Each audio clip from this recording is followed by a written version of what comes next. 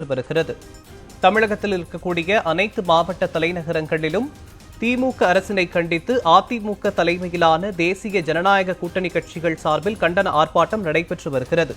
அந்த வகையில் கிருஷ்ணகிரி மாவட்டத்தில் நடைபெற்ற கண்டன ஆர்ப்பாட்டத்தில் அதிமுக துணை பொதுச் செயலாளர் KP முனுசாமி பங்கேற்றிருக்கிறார்.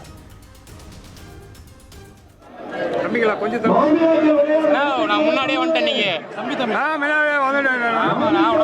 எப்படி ரெண்டு பேர் எடுக்கிறாங்க? அதே போல ஊத்தங்கரை எடுத்துக்கொள்வோம் என்று சொன்னால் வயது முதிர்ந்த தம்பதிகள் வீட்டிலே உறங்கிக் கொண்டிருந்த நேரத்தில் ஒருவன் வெறிபிடித்து ஆடை இல்லாமல் வெளியே வந்தவுடன் 70 வயது பெரியவரை கல்லை போட்டு கொலை செய்கிறான். ஓடி வருகின்ற 60 வயது அவருடைய துணைவியார் வயது 60 2 வயது பெண் பிள்ளையை ஒரு திராவிட முன்னேற்ற கழக காமுகன் சொன்னால் பெண்களுக்கு தமிழகத்தில் அது இளம் பெண்களானாலும் சரி வயது முதிர்ந்தவர்களானாலும் சரி பாதுகாப்பட்ட ஒரு சூழல் தமிழகத்தில் நிலவி கொண்டிருக்கிறது. இங்கே சட்டம் ஒழுங்கு முழுமையாக சீரழிந்திருக்கிறது. இந்த ஆண்டில் மட்டும் நாம் பார்ப்போம் என்று சொன்னால் அதுவும் நம்முடைய மாவட்டத்தில் நம்முடைய தேன்கனி கோட்டையில் அருகாமையில் இருக்கின்ற அஞ்சிட்டி பகுதியிலே 2 வயது பெண் குழந்தை 2 வயது பெண் பிள்ளைக்கு பாலியல் பலாத்காரம் செய்து அந்த குழந்தை இறந்திருக்கிறது என்று சொன்னால் அந்த காமுகன் எவ்வளவு கொடியவனாக இருக்க வேண்டும்? அந்த காமுகன் யார் என்று சொன்னால் திராவிட முன்னேற்ற கழகத்தைச் சேர்ந்தவன்.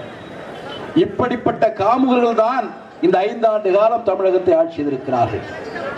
அதே போல ஊத்தங்கரை எடுத்துக்கொள்வோம் என்று சொன்னால் வயது முதிர்ந்த தம்பதிகள் வீட்டிலே உறங்கிக் கொண்டிருந்த நேரத்தில் ஒருவன் வெறிபிடித்து ஆடை இல்லாமல் வெளியே வந்தவுடன் 70 வயது பெரியவரை கல்லை போட்டு கொலை செய்கிறான்.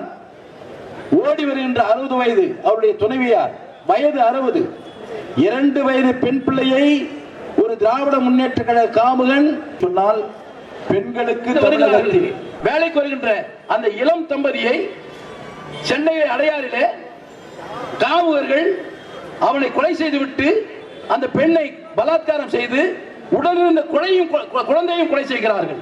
எங்கே பாதுகாப்பு இருக்கிறது? எங்கே சட்டம் ஒழுங்கு இருக்கிறது?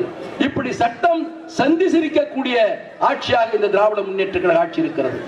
இதை நாம் வேரோடி மண்ணோடு அகற்ற வேண்டும்.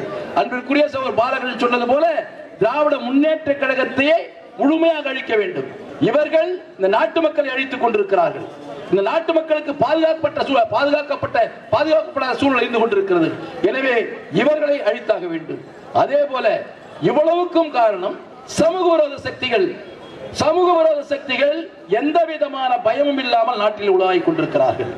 ஒன்றுமில்லை, நீங்கள் பார்த்திருப்பீர்கள். ஓராண்டுகளுக்கு முன்பாக திராவிட முன்னேற்ற கழகத்துடைய அயலக பிரிவினுடைய மாநில துணை செயலாளர் ஜாபர் சாதிக் என்பவர், அந்த ஜாபர் சாதிக் எல்லா திராவிட முன்னேற்ற கழக அமைச்சரிடத்திலும் நல்ல நெருங்கிய தொடர்பு வைத்திருக்கின்றவர். சினிமா படம் எடுக்கின்றவர். அந்த சினிமா படத்தை எடுப்பதற்கு கூட இன்றைய துணை முதலமைச்சராக இருக்கின்ற உதயநிதி ஸ்டாலினுடைய உறவினர் அந்த படத்தை துவக்கி வைத்திருக்கிறார்.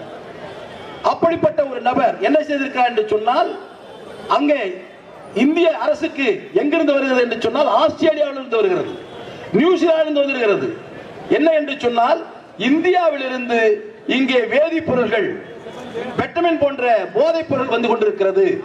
அதை நீங்கள் ஆய்வு செய்ய வேண்டும் என்று வெளிநாட்டில் இருக்கிற தூதகத்தின் வாயிலாக தெரிந்த பின்பு டெல்லியிலே போய் அதை கண்டுபிடித்து எடுக்கின்ற பொழுது இதற்கு மூல கருவியாக யார் இருக்கிறார் என்று சொன்னால் ஜாபர் சாதிக். அவர் தமிழ்நாட்டில் இருக்கிறார்.